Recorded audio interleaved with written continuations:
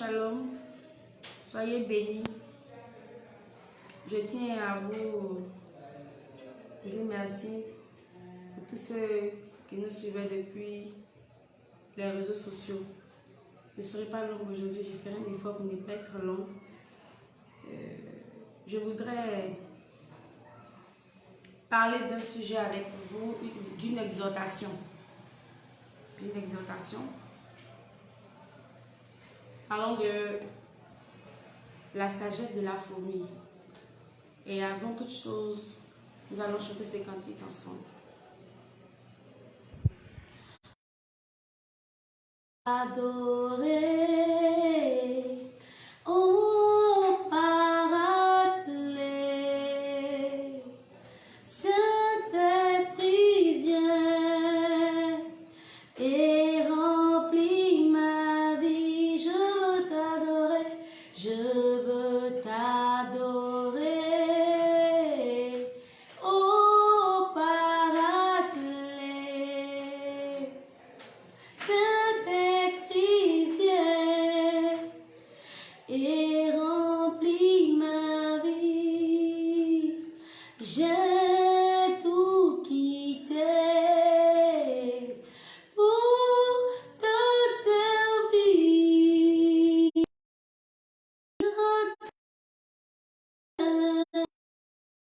Et remplit ma vie. Soyez bénis. On a vraiment besoin du Saint-Esprit. Excusez ma voix cassée. On a vraiment besoin du Saint-Esprit pour nous guider, pour nous aider. Pour ne pas être longue.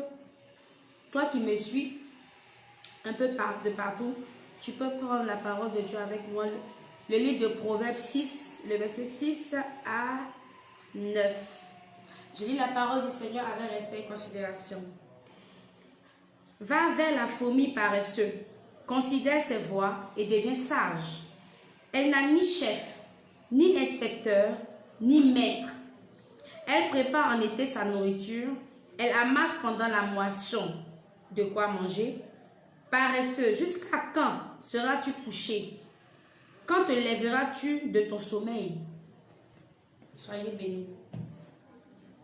Voici un peu l'exhortation que le Seigneur m'a donné à cœur aujourd'hui pour nous les enfants de Dieu, serviteurs, servantes de Dieu, peuple de Dieu, enfants de Dieu. Et même si tu n'es pas un enfant de Dieu, je t'invite à donner ta vie à Jésus afin de l'être. C'est aussi valable pour toi cette exhortation. La richesse se trouve déjà en nous déjà. La richesse est pour nous en tant qu'enfant de Dieu. Mais tu ne vas pas te coucher pour que la richesse vienne jusqu'à toi. En tant qu'enfant de Dieu, je prends un exemple. C'est comme ton père est roi.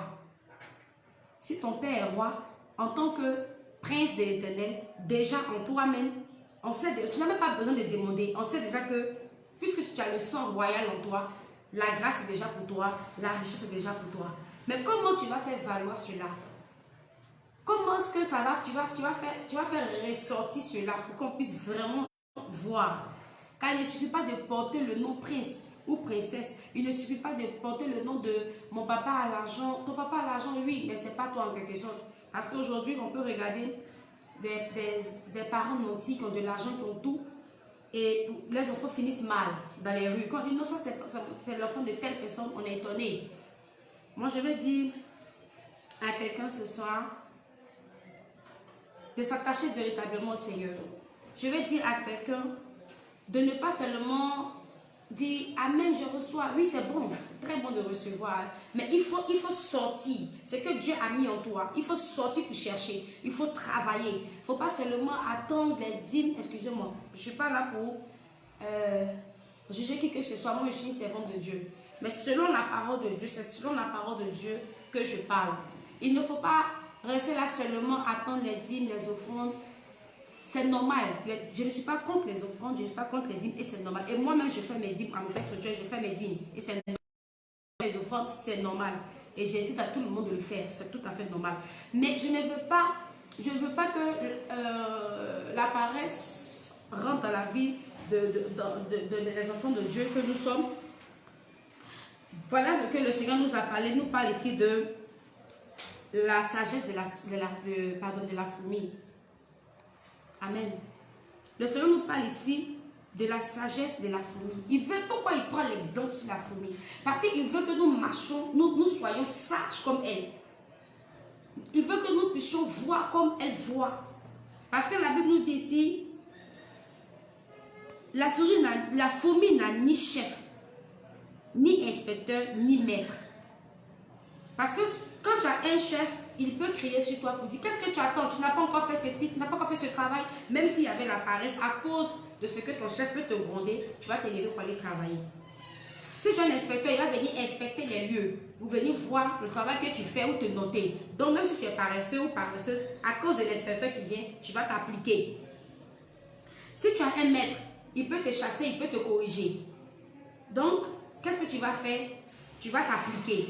Mais la Bible nous dit que la fourmi, la petite fourmi que nous voyons là, elle n'a ni chef, ni inspecteur, ni maître. Mais elle prépare en été sa nourriture. Elle amasse pendant la moisson de quoi manger. Et la Bible nous dit quoi? Paresseux, jusqu'à quand seras-tu couché? Quand te lèveras-tu de ton sommeil? Ce n'est pas parce que tu sais Dieu que tu vas croiser les bras. Ce n'est pas parce que tu travailles pour Dieu, ce n'est pas parce que tu es un serviteur, une servante de Dieu, ou ce n'est pas parce que tu chantes, tu chantes, que tu vas croiser tes bras pour attendre les offrandes. Non, en tant qu'enfant de Dieu, toi aussi tu es appelé à aider plusieurs personnes. Ton argent aussi peut travailler dans la vie des personnes. Mais si tu ne cherches pas la face de Dieu, si tu ne pries pas réellement, si tu ne vois pas la gloire de Dieu, tout sera compliqué, difficile pour toi. Et je vais te dire que chercher Dieu n'est pas seulement aller dormir à l'église. Voici l'exemple que le Seigneur nous donne dans sa parole ici. Et l'exemple qu'il nous donne, c'est que nous devons nous lever pour travailler. En tant qu'enfant de Dieu. Aujourd'hui, on parle de confinement, tout est, il n'y a pas d'église.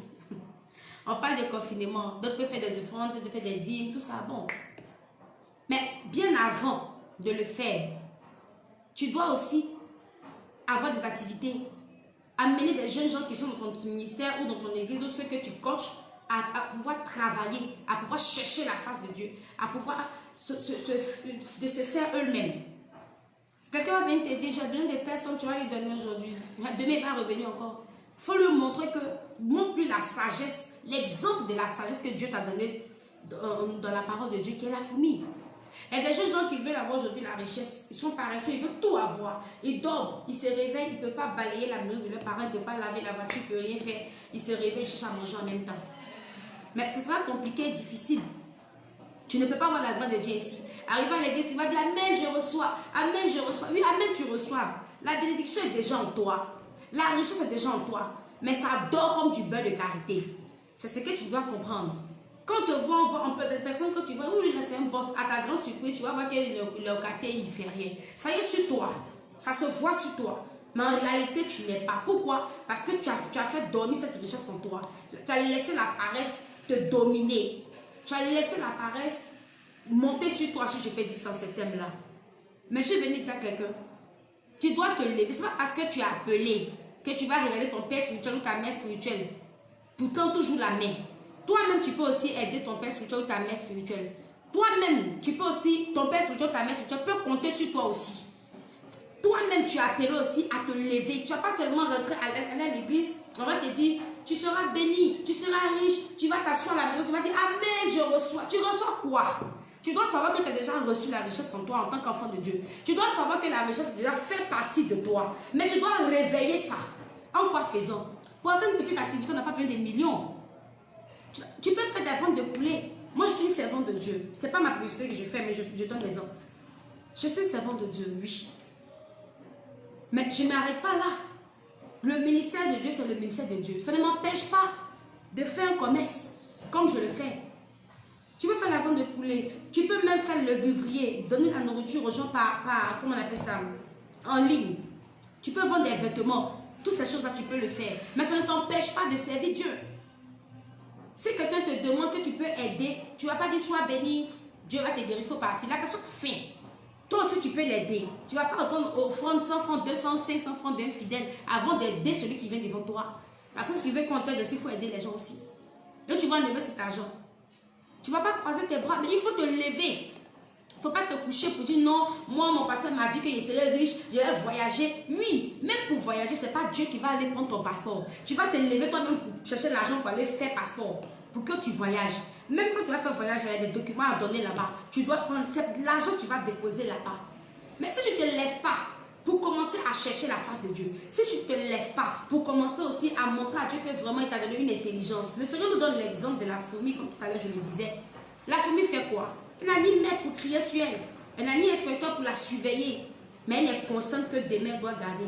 Il y a des personnes qui avaient de l'argent, ils ont dilapidé, ils se sont amusés comme ils pouvaient. Le confinement les a surpris.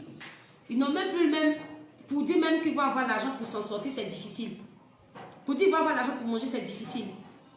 Vous voyez, en tant qu'enfant de Dieu, que tu sois serviteur, que tu sois servant de Dieu, que tu sois appelé, que tu sois dans le peuple, tes deux mains doivent travailler. C'est en cela que Dieu va bénir ta richesse. C'est en cela que Dieu va bénir tes mains.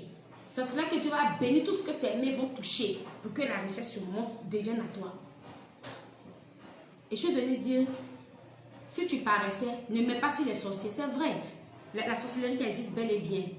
Mais la Bible a dit quoi? Le Seigneur t'a donné le pouvoir de marcher sur les serpents et les scorpions et sur toute la puissance des ténèbres et rien ne pourra te nuire. Ça veut dire que tu as déjà l'autorité de détruire ces sorciers. Tu as l'autorité de les dominer, tu as l'autorité de voir la gloire de l'Éternel. Alors ce n'est pas un esprit, c'est pas un sorcier même à qui Dieu peut ôter la vie d'un moment à l'autre qui va t'empêcher de rentrer dans ta destinée. Tu dois te lever aussi. Tu ne vas pas rester là seulement, ribaba, chakaraba, tu ne vas pas rester là faire ça seulement. Oui, c'est bon de prier. Mais aussi, chaque jour, la Bible même dit chaque jour dans son temps. Tu vas prier, tu vas chercher la face de Dieu, mais fais tes activités. Il faut faire quelque chose de tes 10 mains, de tes 10 doigts. Il faut travailler, il faut vendre. Et ce qui est légal, normal, ça peut être la nourriture, ça peut être des vêtements en ligne. Ça peut être, comme on appelle, excusez-moi, ça peut être les produits cosmétiques. Peu importe tout ce que tu peux vendre, qui peut te donner de l'argent en retour et dignement. Et c'est cela que Dieu va bénir le fruit de tes mains, même si c'est petit. Aujourd'hui, il y a des gens qui n'ont pas eu 2 millions, ils ne peuvent pas avoir un commerce, ils ne peuvent pas faire un commerce. Même avec 1000 francs, tu peux faire un commerce. Je vous dis la vérité, avec 1000 francs, tu peux faire un commerce. Vous comprenez? Tu peux faire un commerce avec 1000 francs. Tu peux commencer même avec 5000. Et 5000 va devenir 10 000, 10 000 va devenir 20 000. On ne pourra plus t'arrêter. Et d'autres même comment penser que tu es en train de faire un médicament. Oh, c'est parce que tu as commencé quelque chose que Dieu est en train de bénir. Il y a d'autres personnes qui disent, moi-même là, je ne sais pas ce que je vais faire. Bon, tu ne sais pas ce que tu vas faire parce qu'il y a quelqu'un qui te donne l'argent. Tu ne sais pas ce que tu vas faire parce qu'il y a quelqu'un qui... Tu ne sais pas ce que tu vas faire parce qu'il y a quelqu'un, mari de quelqu'un là-bas qui paye ta maison pour toi. Mais si c'était toi-même qui payais ta maison, c'est toi-même qui nourrissais tes enfants, tu vas te lever pour commencer à vendre. Il y a des braves femmes que même si je ne les connais pas elles toutes, je les salue au passage, qui ont perdu leur mari, qui sont veuves. Il n'y a plus papa, il n'y a plus oncle, il n'y a plus tante, il n'y a personne. Et les mamans vont commencer à se lever à 4 h 5 h pour aller chercher la nourriture. Pour vendre, pour mettre leur enfant à l'école demain qui vont devenir des grandes personnes. Et on a vu ça. Vous voyez? Elles n'ont pas attendu un frère, un oncle quelque part là-bas. Avant, on disait, mon papa là, c'est mon frère, il m'aime. Mais quand le père est décédé, on a vu le vrai visage de la tante. On a vu le vrai visage de l'oncle. La maman même qui dit que son mère c'est beau, ils ont venu tout lui arracher. Elle n'a personne, elle s'est retrouvée dans une petite maison. Comment elle a fait pour nourrir son enfant? Comment elle a fait pour nourrir ses enfants? Il a fallu, il faut d'abord qu'elle puisse faire un petit commerce. Ça peut être même beau flotteur et sucre. Elle va vendre ça pour mettre ses enfants à l'école. Mais toi, tu as encore de la vigueur, tu es encore jeune. Tu es encore une jeune fille qui a la force en toi. Tu peux travailler. Mais tu mets, excuse-moi, tu mets le sexe devant. Mais tu crois à ta perdition. Si tu te reconnais, il faut arrêter en même temps. Il faut qu'on se dise la vérité. Et je veux dire à quelqu'un de s'attacher vraiment à Dieu et de compter sur Dieu. La richesse là, ce n'est pas dans la bouche. Ce n'est pas dans la bouche. Mon prophète a prophétisé que je serai riche. Non, ma prophétesse a prophétisé sur ma vie que je serai riche. Mais depuis là, je ne vois pas. Mais tu ne peux pas voir. Lève-toi d'abord pour que Dieu puisse bénir ce que tu as commencé, même avec le peu que tu as. C'est en cela que tu seras riche. Aujourd'hui, si quelqu'un devient... Si Dieu te donne demande la le commerce pour pouvoir te donner, te montrer ce que tu dois faire. Ah, dans mon quartier ici, là, bon, on ne vend pas ça, est-ce que moi je faisais ça? Dès que tu fais net là, tu vas voir que ça va prendre. Et tu mets ça devant Dieu. Seigneur, voilà le projet que j'ai. Je n'ai pas assez d'argent, mais le peu que j'ai, bénis cela. Tu vas voir s'il ne va pas bénir. Tu vas voir s'il ne va pas bénir. Et en faisant ces projets-là, n'oublie pas la dîme du Seigneur, c'est comme ça. Je te dis que même moi, je fais mes dîmes. Et c'est normal, c'est biblique. La personne qui ne fait pas ça, à lui de dire, il faut lire la parole de Dieu, il ne faut pas laisser les gens te monter. Ce qui n'est pas écrit dans la parole de Dieu n'est pas de Dieu.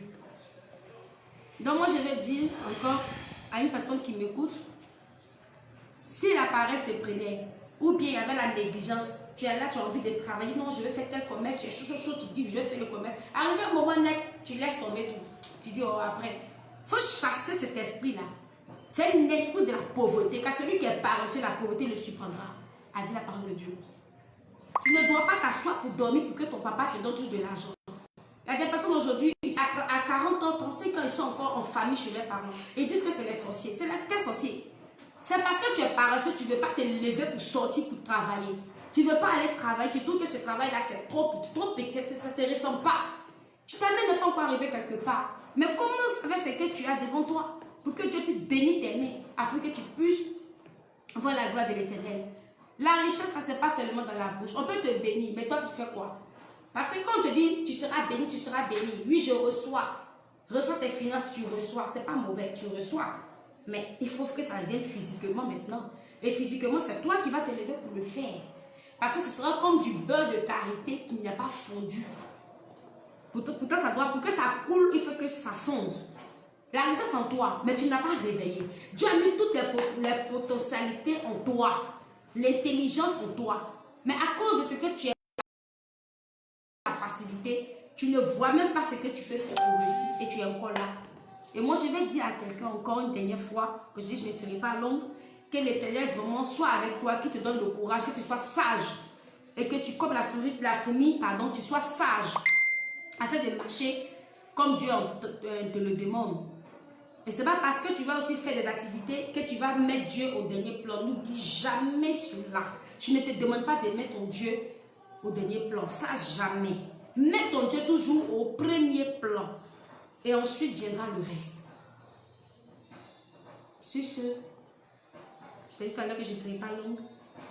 Je vais prier pour toi. Je déclare la faveur de Dieu sur ta vie. Je prie que l'Éternel se souvienne de toi. S'il y avait un esprit là-bas qui te donnait la paresse, l'esprit de la pauvreté qui te donnait la paresse, et qui a dit que toi tu vas avoir les mêmes problèmes que ton père ou ta mère, tout ce qu'ils ont eu, toutes les limites, tu dépasses tes limites au nom de Jésus. Je prie que l'Éternel te libère. Je prie que l'Éternel te transforme. Je prie que l'Éternel te donne la sagesse de la fourmi que lui-même a donné comme exemple dans sa parole. Je prie que l'Éternel te donne à pouvoir garder de l'argent, à pouvoir gérer de l'argent. Car il y a des personnes qui n'arrivent pas à gérer leur argent. Quand on leur donne 10 000 aujourd'hui, avant que le soir n'arrive, tout est déjà fini. J'annule cet esprit de dépense sur ta vie au nom de Jésus. Je déclare pour ton âme et pour ton corps, pour ton esprit et pour tes os, la faveur divine, la grâce divine. Que l'Éternel soit avec toi, que la main de Dieu soit sur ta vie, que l'Éternel se manifeste dans ta vie et que tout ce que l'ennemi avait planifié, tout ce que Dieu n'a pas planté en toi et que l'ennemi est venu planter, tout démon de pauvreté pour te rendre paresseux ou paresseuse, je déracine cela de ton corps, de ta vie au nom de Jésus. Et je prie que l'Éternel te donne l'intelligence sur ce que tu dois faire comme activité, que l'Éternel se manifeste dans ta vie, que l'Éternel. Si tu es un jeune appelé, ce n'est pas parce que tu es un jeune appelé que tu ne vas plus travailler pour regarder ton père spirituel ou ta mère spirituelle. Tu dois aussi travailler pour pouvoir aussi nourrir ta famille. Tu dois aussi, pendant que tu cherches l'Éternel, pendant que tu cherches la face de l'Éternel, tu dois aussi travailler pour que tu puisses avoir aussi des finances pour toi-même, pour ne pas toujours tendre la main. Alors je prie que être appelé ne veut pas dire quelqu'un qui est au chômage. Dieu t'a donné l'intelligence. Pendant que tu sais Dieu, tu as des activités quelque part que quelqu'un peut gérer pour toi. Alors je déclare la sécurité pour ton âme et pour ta vie. Que la faveur divine soit pour toi. Que la main de l'Éternel soit sur ta vie. Que cette nuit, l'ange de la protection de Dieu soit avec toi. L'ange de la protection qui est l'archange Michael soit dans ta maison. Sécurise ta vie. Sécurise la vie de ta famille. Sécurise ta destinée. Et que la chance soit ton partage au nom de Jésus. Sur ce, je te dis shalom, le jeudi prochain. Sois béni.